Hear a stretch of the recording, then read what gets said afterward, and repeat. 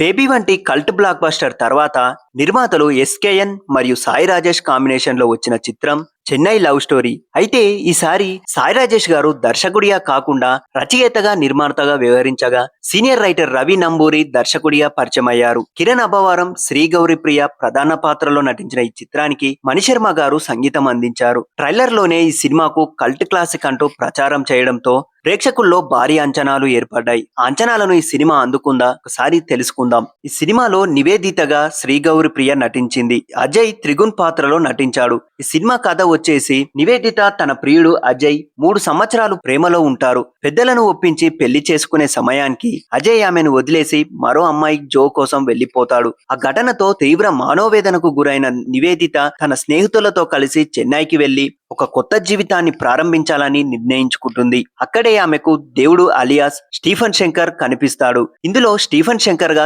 కిరణ్ అబ్బవరం గారు నటించారు. హీరోయిన్ కి అక్కడ మన స్టీఫెన్ శంకర్ పరిచయం అవుతాడు. దర్శకుడు కావాలనే కలతో చెన్నైలో ఎన్నో కష్టాలు పడుతూనే స్టీఫెన్ ను మొదట నివి అసలు ఇష్టపడదు. అతని నిజాయితీ, సినీ ఫ్యాషన్ చూసి క్రమంగా అతనికి దగ్గరవుతుంది. దర్శకుడు పి వాసు వద్ద అవకాశం వచ్చేలా కూడా సహాయం చేస్తుంది.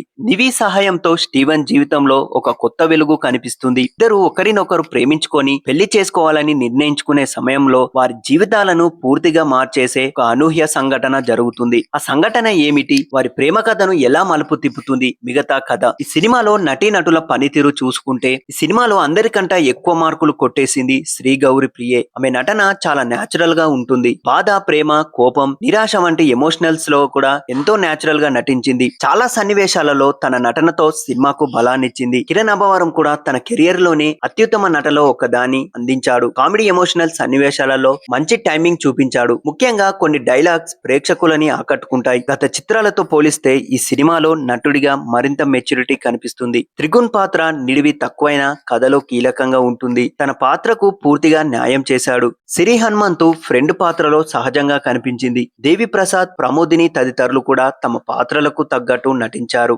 సాంకేతికంగా చూస్తే ఈ సినిమాకు ప్రధాన బలం మణిశర్మ గారి సంగీతం. పాటలు వినడానికి బాగుండడమే కాకుండా నేపథ్య సంగీతం కూడా అనేక ఎమోషనల్ సన్నివేశాలకు ప్రాణం పోస్తుంది. కొన్ని సందర్భాలలో కథ కంటే కూడా మ్యూజికే ఎక్కువ ప్రభావం చూపిస్తుంది. విశ్వాస్ డానియల్ సినిమాటోగ్రఫీ చాలా అందంగా ఉంది. చెన్నై నగరాన్ని కూడా చాలా చక్కగా విజువల్ గా చూపించారు. ప్రతి ఫ్రేమ్ లో ఒక నాణ్యత కనిపిస్తుంది. ఎడిటింగ్ విషయంలో మాత్రం కొంత నిరాశ కలుగుతుంది. సినిమా దాదాపు 3 గంటల నిడివితో సాగుతుంది.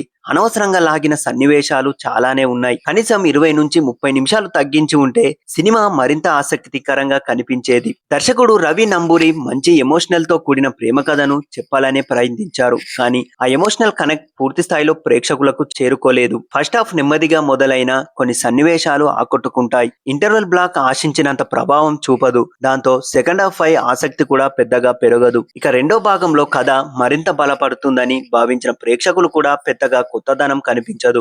1-2 ఎమోషనల్ సీన్స్ లలో కొన్ని కామెడీ మూమెంట్స్ మినహా మిగతా కథ అంతా నెమ్మదిగా సాగుతుంది. ప్రేమ కథకు అవసరమైన బలాన్ని కాన్సెప్ట్, గుండెల్ని తాగే ఎమోషనల్స్ ఈ సినిమాలో పూర్తిగా వర్కౌట్ కాలేదు. కొన్ని చోట్ల అందాల రాక్షసి వంటి సినిమాల ప్రభావం కనిపిస్తుంది. అలాగే సాయి రాజేష్ రాసిన కొన్ని డైలాగ్స్ మాత్రం యువతకు బాగా కనెక్ట్ అయ్యే అవకాశం ఉంది. ఈ సినిమాలో ప్లస్ పాయింట్స్ వచ్చేసి శ్రీ గౌరి ప్రియ అద్భుతమైన నటన, Kiran Abbavaram career best performance లలో ఒకటి, మణిశర్మ గారి సంగీతం, బ్యాక్గ్రౌండ్ స్కోర్, సినిమాటోగ్రఫీ, కొన్ని ఎమోషనల్ సీన్స్. ఇక మైనస్ పాయింట్స్ వచ్చేసి నెమ్మదిగా సాగే కథనం, బలహీనమైన కాన్సెప్ట్, ఎఫెక్టివ్ కానీ ఇంటర్వెల్, సెకండ్ హాఫ్ లో ఇంపాక్ట్ లేకపోవడం, ఎక్కువ నిడివి. కలర్ ఫోటో, బేబీ వంటి సినిమాలతో ప్రేక్షకుల మనసులో ఒక ప్రత్యేక స్థానం సంపాదించిన సాయి రాజేష్ మరో బలమైన ప్రేమ కథతో వస్తుందనే అంచనాలు ఈ సినిమాపై ఏర్పడ్డాయి. చెన్నై లవ్ స్టోరీ ఆ స్థాయి మ్యాజిక్ ను మళ్లీ సృష్టించలేకపోయింది. సినిమాలో మంచి నటన, అద్భుతమైన సంగీతం, అందమైన విజువల్స్ ఉన్నప్పటికీ కథలో కావాల్సిన ఎమోషనల్ లేకపోవడంతో ప్రధాన లోపంగా మారింది. భారీ అంచనాలతో వెళ్తే నిరాశ కలిగించే అవకాశం ఉంది.